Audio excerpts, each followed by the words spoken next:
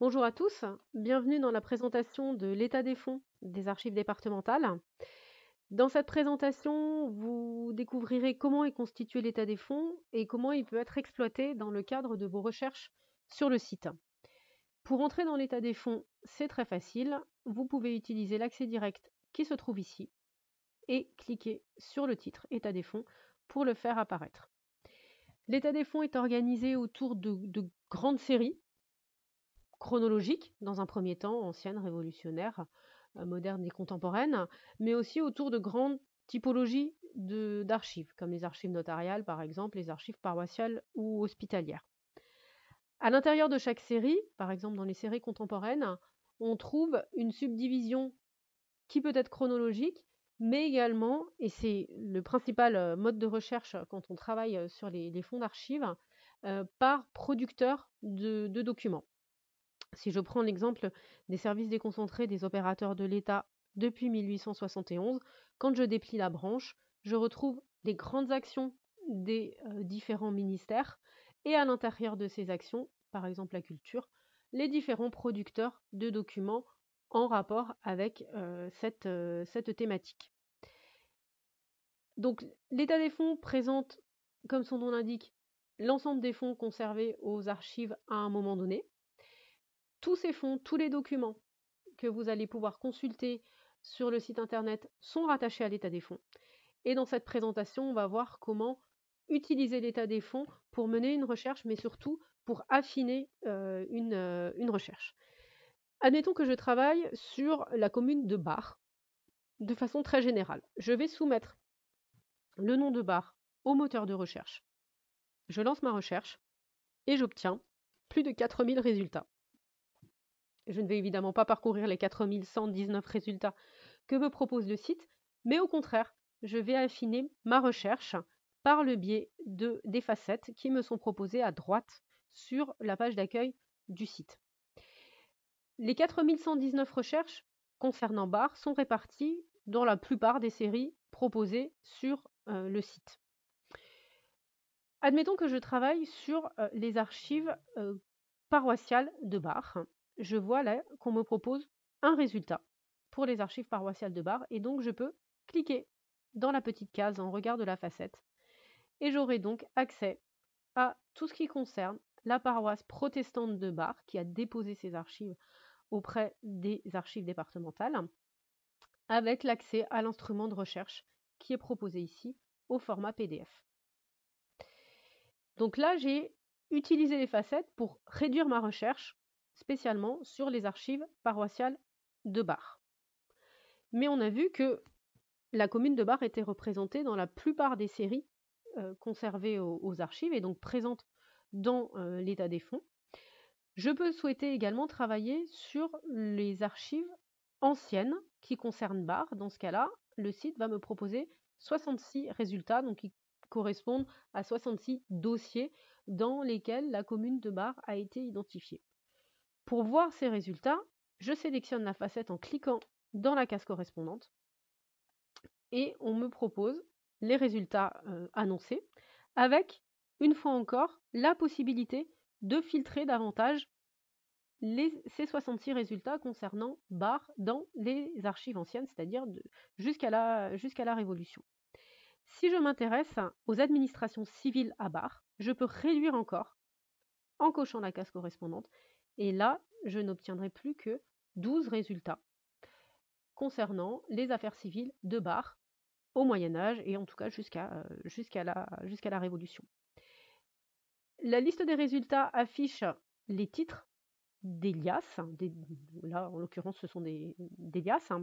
Si je m'intéresse aux travaux dans les communes de Bar à Gamsheim, parce que c'est une liasse par commune, je peux cliquer sur le titre et on m'indiquera donc le titre du document, sa cote, si je souhaite le consulter en salle de lecture, mais surtout son rattachement dans l'état des fonds, c'est-à-dire l'escalier que la recherche a parcouru entre la tête de l'état des fonds qui se trouve ici et l'alias qui m'est présenté sur cette page. Ce rattachement, il est très important parce que c'est ce qui permet de remonter au sein de l'escalier. Là, je suis sur les travaux dans les communes commençant par la lettre B et jusqu'à Gamsay. Si finalement je m'intéresse à tous les travaux publics de l'administration civile et plus spécialement de la commission intermédiaire d'Alsace, je peux cliquer sur les travaux publics et ma recherche va se relancer pour me proposer les différentes liasses concernant ces travaux publics. Donc ce rattachement, il est vraiment très très important parce que c'est ce qui permet véritablement de naviguer dans l'état des fonds, de se déplacer, de passer d'une série à une autre, d'une période à une autre ou d'une typologie d'archives à une autre. Je reviens sur la recherche qui se trouve ici pour sélectionner maintenant les archives contemporaines. Je vois que j'ai 483 résultats proposés relatifs à Barre dans les séries contemporaines, donc les documents produits après 1871.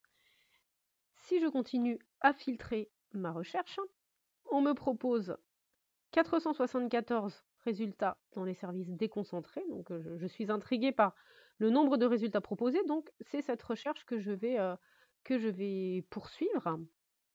Et tous ces résultats concernent en fait les anciens combattants et les victimes de guerre. Donc allons-y pour filtrer sur cette typologie. Et vous voyez que là s'affiche un certain nombre de résultats concernant les anciens combattants dont les dossiers ont été indexés.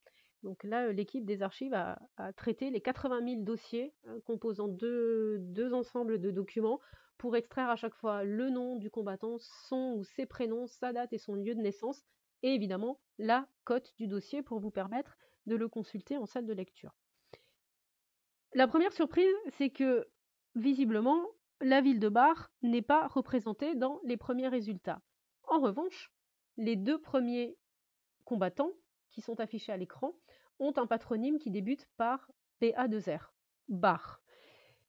Ils apparaissent en tête de liste parce que la suite de caractères Barre apparaît dans le titre et que la pertinence est jugée plus élevée quand la chaîne de caractères recherchée apparaît dans le titre. Donc, cet exemple pour vous montrer que ce n'est pas parce que les résultats apparaissent en tête de liste qu'ils concernent forcément et uniquement le terme que vous avez soumis au moteur de recherche.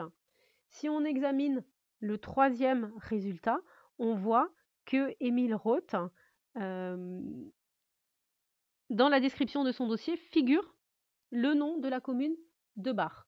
Tout simplement parce que son dossier contient des témoignages de résidents à Barre, d'un résident en l'occurrence à Barre. Quand vous soumettez une recherche au moteur général, il va chercher partout, y compris, si vous le souhaitez, dans les pages de contenu du site. Donc, ce qui n'est pas des instruments de recherche, mais du contenu du site dans les pages comme enseigner, venir, etc., etc. Il va chercher partout et les résultats seront classés par pertinence. Donc, en premier lieu, si la chaîne de caractères est comprise dans le titre, ces résultats seront affichés en tête de liste, mais ensuite, il va parcourir les autres champs de la base de données pour vous proposer des résultats élargis. Donc, l'utilité de ces facettes, elle est indispensable, elle est incontestable, mais il faut après pouvoir analyser les résultats. Dans l'état des fonds, et j'en terminerai avec ça, vous pourrez accéder également aux documents numérisés, y compris l'état civil, qui se trouve par ici. Alors l'état civil, traditionnellement, on le consulte davantage avec l'application graphique. Mais il est disponible ici aussi, vous voyez les registres paroissiaux, les registres d'état civil, que vous pouvez parcourir de cette façon-là. On vous propose une notice avec la cote du document original et l'onglet de la visionneuse que vous avez l'habitude de parcourir quand vous utilisez l'interface graphique. Tous les documents doivent être rattachés à l'état des fonds pour pouvoir être interrogés et pouvoir être diffusés sur le site. Alors l'état civil a son application dédiée également pour la consultation. En revanche, d'autres ressources numérisées qui sont rattachées à l'état des fonds et accessibles uniquement par l'état des fonds n'ont pas leur application dédiée, mais vous pouvez les consulter par ce biais-là, comme par exemple l'instrument de recherche des chroniques scolaires qui se trouve rattaché aux ressources numérisées de l'état des fonds. Un petit clic sur le titre de la chronique, on aura la chronique de Dinsheim, composée de 60 vues, que vous pourrez visionner en actionnant l'onglet Visionneuse, tout simplement.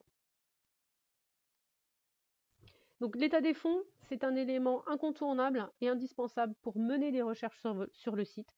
Vous pouvez le parcourir directement en le dépliant ou l'utiliser en complément d'une recherche globale pour filtrer votre recherche, affiner votre recherche et essayer de partir d'un entonnoir large à un entonnoir beaucoup plus réduit pour avoir des résultats le plus pertinents possible. N'hésitez pas à nous poser vos questions sur l'état des fonds. Vous pouvez nous envoyer des messages ou commenter cette vidéo sur la chaîne YouTube des archives. Et nous espérons vous retrouver bientôt pour d'autres présentations.